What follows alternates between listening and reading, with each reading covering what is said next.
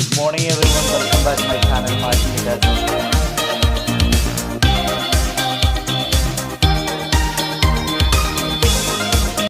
10 steps to faster and easier modern social media marketing. In this video, I'm going to give you an overview of the 10 steps I'm going to teach you in this training.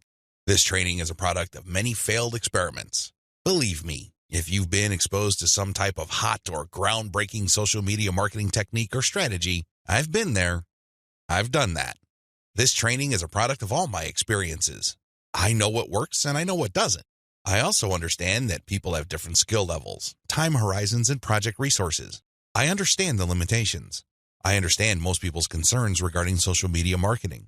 Accordingly, I've come up with a 10-step program that appeals to most social media marketers, regardless of how small or how big their budget is, and regardless of their skill levels. If you're looking for a truly effective social media marketing game plan that you can set up to pretty much work on autopilot, this is it. Please understand that these steps that I'm going to lay out are exactly that, steps. You need to follow them. You can't skip a step. You can't assume that since I mentioned certain keywords or I'm talking about certain themes and topics that you have mastered this already. I need you to look at all this information with an open mind and pretend you are learning social media marketing all over again. If you don't have that mindset and you are all too eager to skip steps, don't be surprised if the plan that I'm teaching you will not work for you. How can it? You zip through it. You rushed. You skipped through certain key parts. You need to be patient with this program by going through each step. Don't go to the next step until you've mastered the step you're on. I know you're busy. I know you don't have the time, but you need to do this right. Otherwise, you only have yourself to blame if things don't work out. Are we clear? Okay. Here are the 10 steps to faster and easier modern social media marketing. Niche research and targeting. Content curation. Reverse engineer your competition's top content. Create fine-tuned payload content. Market your mailing list right. Unlock the power of repurposed multi-platform content. Automate content sharing. Scale up your targeting. Sell to your list differently. Reinvest your profits the right way. Those are the 10 steps. I know they sound pretty simple. They definitely appear pretty straightforward, but the devil, as always, is in the details. See you in the next video. How to do niche research and targeting the right way. I can't even begin to tell you how many times I've run into social media marketers and they automatically want to know about traffic generation. Forget about niche research. Forget about consumer intelligence. Don't worry about setting up the right site to get in front of the right target audience eyeballs. Let's just skip straight to the good stuff. That's the kind of mindset that I run into all the time. And that's why a lot of people struggle in this game. You have to understand that until and unless you find yourself barking up the right tree, you're just going to be chasing your tail. I know I'm using a lot of dog analogies, but these are the most appropriate. Most people are simply just chasing their tails and wasting a whole lot of time doing stuff that doesn't really add to their bottom line. A lot of these, and I would guess all of them, can be quickly dispensed with if people only did niche targeting ahead of time. In other words, know your audience. Since you have a clear profile of who your target audience is, the next step is to go to these different social media platforms and find them there. Believe it or not, whatever it is you are promoting, regardless of how esoteric, obscure, or weird it may be, there are already people on social media platforms talking about or showing interest in whatever you are promoting. I know it sounds crazy, it sounds weird, but it's absolutely true. Your job as a marketer is to find those audiences on these social media platforms. The way to do this, of course, is to identify your business's target audience.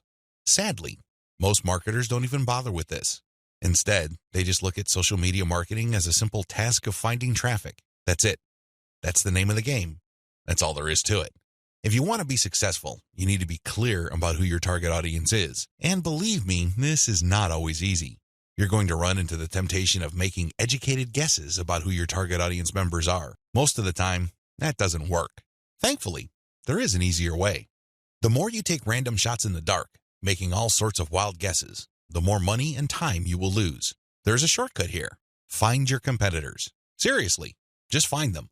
And let me tell you, regardless of how weird, esoteric, or seemingly unknown your niche is, there will be at least one competitor on social media. Find that organization or business and let them do your niche and target audience research for you. Since they've already started and are already speaking to your audience, find out who your competitors are and look at their social media profiles. Reverse engineer who they're following. Pay attention to who they're targeting. Look at how they categorize themselves. In the most simplest terms, pay attention to the hashtags they use with their content. These clues should be enough to give you an idea of where to start. This way, you get a head start. You're not completely stuck in the dark and absolutely clueless as to what to do. Instead, you have some objective, tried and proven information you can work with. Pick your target niche. You have to remember that every business can be positioned in at least one of two ways. The bigger your niche, the more angles you would have at your disposal. You can look at different subsegments of your niche. You need to understand how this works because you might think you have a clear niche, but it may well turn out that there are many different layers or tiers to that niche. There might be different subsegments there. You should have a clear understanding of what your niche is generally and what subsegments exist within that larger niche.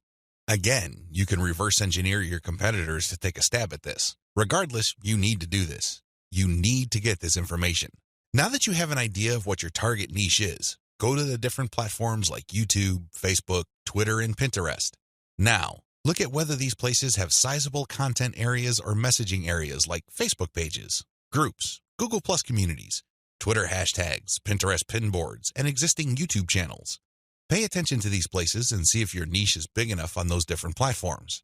If you notice that a particular platform doesn't really feature that much content for your specific niche, this is a red flag. The demand may not be there. The audience size might not be worth your while. On the other hand, if you see there's a lot of videos regarding the topics that you're going to be hitting, this may be a good sign. But you need to do another level of analysis. Pay attention to the number of competitors you have. If there seems to be a huge number of competitors fighting over the same niche, then this is going to be a problem. But if it turns out that there's a lot of content targeting your niche, but they're only produced by a handful of people or organizations, this is an encouraging sign. Also, pay attention to how active your target audience members are. Look at the content that's being shared regarding your niche. Do you see a lot of engagement? Do people share this stuff? Is this hashtag quite prevalent? Look for these and other objective indicators of activity. When you wrap your mind around these indicators, then you should have a clear idea of whether you should target your niche at a particular platform or whether you should ignore a platform altogether. List out your niche indicators. While you're doing reverse engineering, pay attention to how your niche is indicated on platforms. These involve hashtags, categories, keyword targets, labeling patterns, and tags. Use these to do the analysis I described above. Again, in any niche, there are sub-niches. So your goal here is to find a sub-niche or a way of positioning your content so you don't run into a ridiculous amount of competition. You're still tapping into a sizable pool of demand, but you're not making things impossible for yourself by running headlong into well-entrenched professional competition. You will probably need to keep experimenting with different sub-niches until you find one that is promising enough. Content curation, your secret social media marketing weapon. Now that you have picked the specific sub-niche that you're going to be targeting, as well as finished doing advanced research on where your sub-niche or niche segment audiences are located on social media platforms, the next step is to find content. I've got some good news and some bad news. The good news is that you stand to save a lot of money. The bad news is that you need to put in a lot more time and pay attention to details. There are no two ways about it. You cannot drop the ball when it comes to the quality of the content that you are going to be sharing on your social media accounts. Each and every piece of content you share must build your brand. This is non-negotiable. You can't just pick random pieces of content that somehow, some way has something to do with your niche.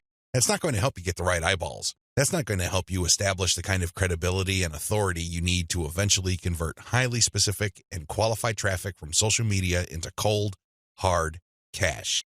What is content curation? As I mentioned above, you stand to save a lot of money with content curation. This should be obvious. After all, you're not going to be using the content that you yourself created. Content curation is all about picking other people's content and sharing those materials on your social media accounts. This creates a win-win situation. Since you're sharing links and descriptions of such content, the creator of that content gets free traffic. You, on the other hand, get to build up your credibility because people are rewarded for following your accounts with highly targeted, highly specific, value-added content. Everybody wins. The user wins, you win, and of course, the original content creator comes out ahead. This is how it's supposed to work. You win big time because you save a tremendous amount of money not having to create a huge amount of original content. If you've ever tried to write your own stuff or outsource content creation, whether in the US or to other parts of the world, it can get quite expensive very quickly. Content curation enables you to build credibility with your audience in a very inexpensive way. You use other people's content. You get to entertain them, build credibility, and gain their trust. The downside here is the time. Sure, you're not spending greenbacks, but you're definitely going to be spending time. As I mentioned above, you cannot be indiscriminate when you are trying to do content curation. Whatever goodwill you have built up for your brand will go up in smoke if people catch on to the fact that you are just randomly curating and spreading low-quality content that may have something to do with your niche. That's not going to cut it, not by a long shot. Adopt the right content curation strategy. Now that you know where your target audience members are on social media platforms, you build credibility by populating your social media accounts with highly credible, high-authority third-party content. This is called curation. In between those materials, you're going to be sharing your own original content. From time to time, you're going to call people to action to take a look at the incentives you're giving away for them to join your mailing list. This is how you play the game. When people follow you, they are rewarded with top-notch content. It doesn't really matter whether you produced that material or it was written by somebody else. Your followers get rewarded for following your account. They get niche-specific material. Eventually, you build trust with them because you only send them the very best materials. They start paying attention to your own materials. More importantly, they start noticing the content you share, which actively encourages them to sign up to your mailing list. This is the key. You intersperse your own original content. You create an impression of quality in their minds because you're sending only the very best third-party content. You then mix in your own original content, which is of the same quality as the other stuff you're sending. Eventually, they warm up to your brand, and this is where your call to action content comes in. You call them to action regarding the freebies you're giving away. Maybe you're giving away software, a booklet, discount codes, or even a full-blown book. It doesn't matter. You are ethically bribing them to enter their email addresses so they can download the incentive. That's how you build up your mailing list. On top of all this, when people join your mailing list, you call them to action to share the emails that you're sending them. Maybe you should ask them to forward that email to their friends. Maybe you would want them to copy and paste the material and post it on their Facebook wall. The best part to content curation is that it's very easy to automate. Seriously, this is one way of content promotion that is very automation friendly. You only need to get the URLs of the third-party content that you're curating and plug them into an Excel sheet. You then convert the file into a CSV file, which is then imported by social media scheduling tools like Hootsuite and Social Oomph. You don't have to manually enter anything. You don't have to schedule everything by hand. You can do all of this through software. Isn't that awesome? You get to build credibility while at the same time minimizing work. Now, with that said, you need to pay special attention to the content quality. High attention to detail is the key. You have to resist the temptation of running basic keyword searches on Google or on social media platforms and grabbing anything that is somewhat related to your niche. That is a one-way ticket to brand destruction. You worked hard to build your social media brand. It really would be a shame to see it all go up in smoke because the content you're curating is very unpredictable when it comes to quality. There may be several days when you're sending the very best, cutting-edge reports on your niche, followed by a few days of just completely worthless content. What do you think prospective fans would think? Either they would think that your brand is unreliable or you're unprofessional. Whatever the case may be, you're not going to be convincing people that your brand focuses on the very best in your niche. You need to be very discriminating when you select your content. You have to read through the materials. Make sure that the content is alive, updated, and well-written. This, of course, takes time. The trade-off, obviously, is that you don't have to spend money. Regardless, you need to pay close attention to the content that you're sharing because it represents your brand. The quality it contains either makes your brand look good or erodes your brand. It's your choice. Reverse engineer your competitors' top content. In the previous video, I mentioned that you're going to have to mix in your original content. Now, the question that's probably on the top of your minds is, how do I know which content to produce? Well, there are two ways to do this, like I mentioned earlier in this training. You can try to figure out things on your own and engage in all sorts of experiments, or you can just simply allow your competitors to do your homework for you. I hope you can see which path is the easiest. It should be obvious. If you are sending the very best content on your niche, your original content must be at the same level or better. Otherwise, your followers are not going to take the bait. They're not going to trust your brand. They appreciate the fact that you're collecting all this information, and they're probably going to stick around and follow your social media accounts. However, you can't count on them to do much of anything else. There's really no incentive for them to join your mailing list. Why should they? Your content is not that great. They only need to compare the kind of original content you produce with the other top-notch third-party stuff you're sharing to see your weakness. Do you see the problem here? You have to produce top content if you want your brand to be credible. Thankfully, this is easier than you think. Simply reverse engineer your competitors. Look at their most successful stuff. How do you know? Look at the social media indicators of their content. How many likes does their top content get? How many shares? Is there any other indicator that shows that this content actually has traction? Maybe you should pay attention to the number of comments for that content. Maybe you would want to run a backlink checker on a piece of content and see how many other blogs or websites link to that piece of content. This is how you measure the overall success of any single piece of content so you can use it as a template, if you will, for your own content. I'm not saying that you should rip it off. Instead, I'm encouraging you to use it as a starting point and come up with something so much better. Focus on what works. When you look at your competitors' most social pieces of content, you are basing your own original content on themes and topics that actually work. They have traction with your target audience members. You're not wasting money or time taking wild guesses. This is one of the most common mistakes social media marketers make. They think that they have the best ideas regarding hot content in their niche, so they come up with all sorts of content that they think is just plain awesome, only to fall flat on their faces. I'm telling you, for every 100 pieces of those types of original content, maybe 10 would gain any sort of respectable traction in your niche. It's too expensive, and it burns too much time. Thankfully, there is a better way. You just need to reverse engineer your competitors' most successful content. Use that as a starting point. You can adjust them. You can modify them. You can come up with your own variations. But at least you get a head start. At least you're in the ballpark when you start off. You're not just taking random shots in the dark. Learn from your own success. After you have started curating and mixing in your original content, pay attention to your statistics.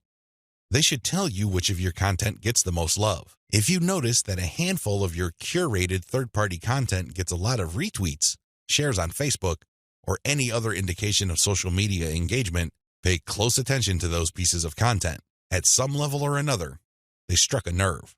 They caught your audience members' attention in a very positive way.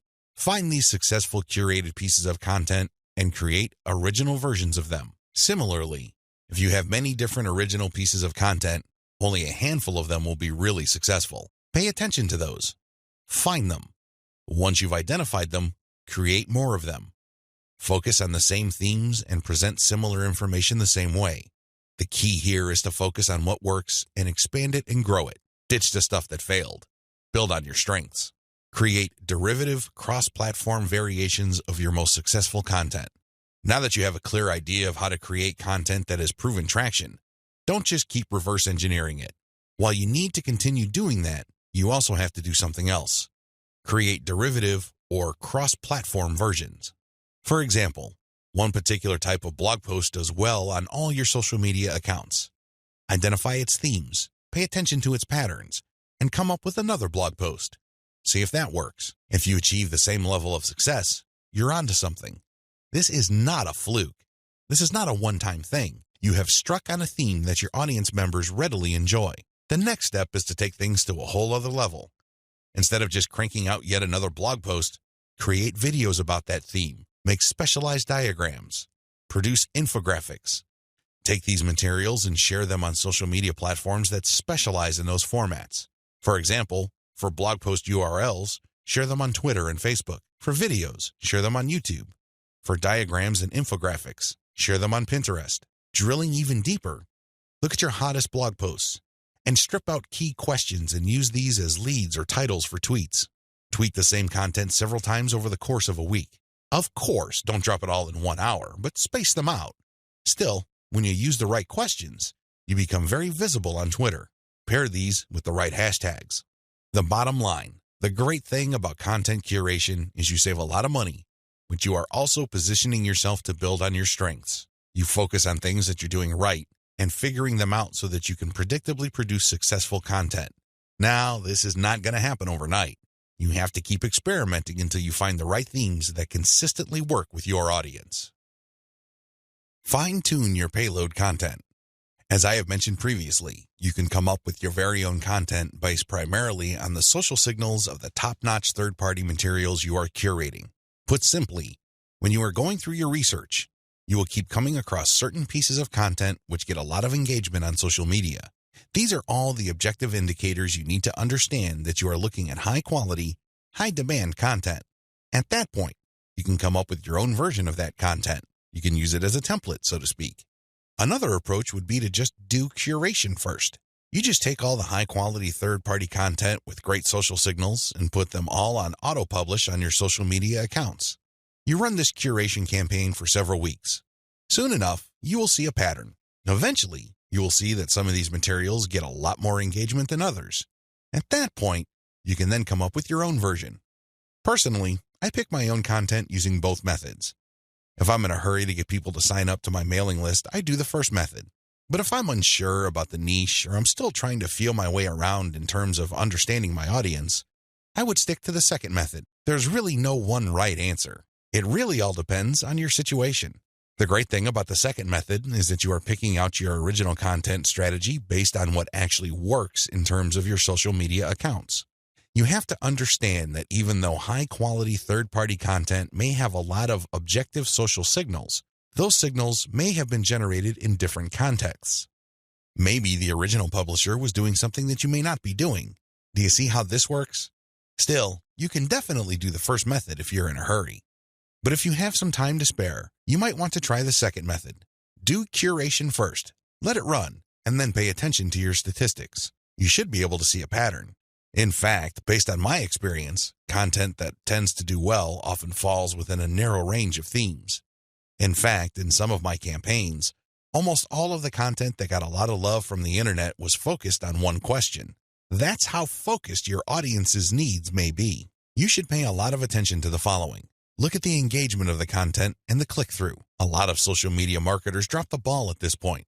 They think that it's all about engagement. I'm telling you, regardless of how many likes, shares, or comments a piece of content gets, if people don't click through, those engagement signals are not worth much.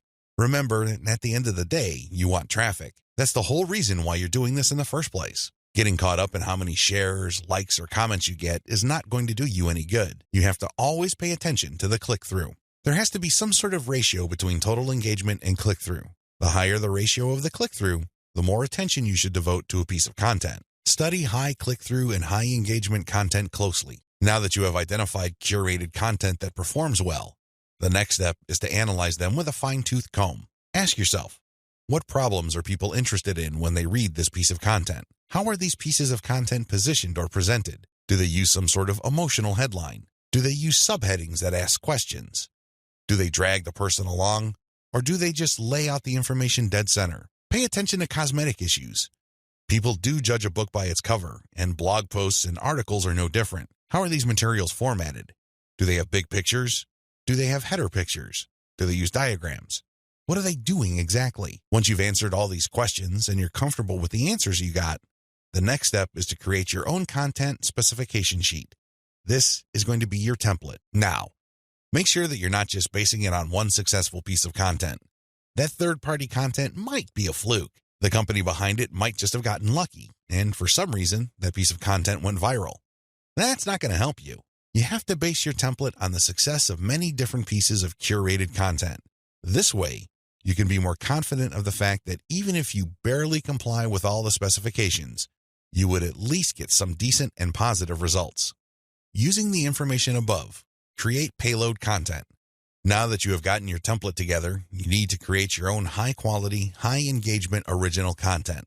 This content is going to be used to sell people on your mailing list. When they read this content, they're supposed to get excited about joining your mailing list. This is content that is most likely to be credible and most likely to be shared. Are you excited? Well, don't get too excited. A lot of people jump in with both feet and they end up sabotaging themselves because the payload content they create looks like an advertisement. That's obvious spam. Nobody's going to trust you with that. You're obviously trying to pull tricks and play games. That's not going to work. Instead, the content must be informative. Think of it as an infomercial. You're selling something, that much is obvious. but people have to walk away with solid value. You have to walk that tightrope.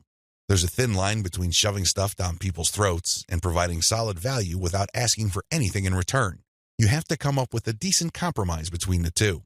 The bottom line is, whatever you do, the content you produce must be valuable. It must add value to the lives of people reading your materials. That's how you build credibility. That's how you get people to get excited about your mailing list. Remember, your list is supposed to add value to their lives.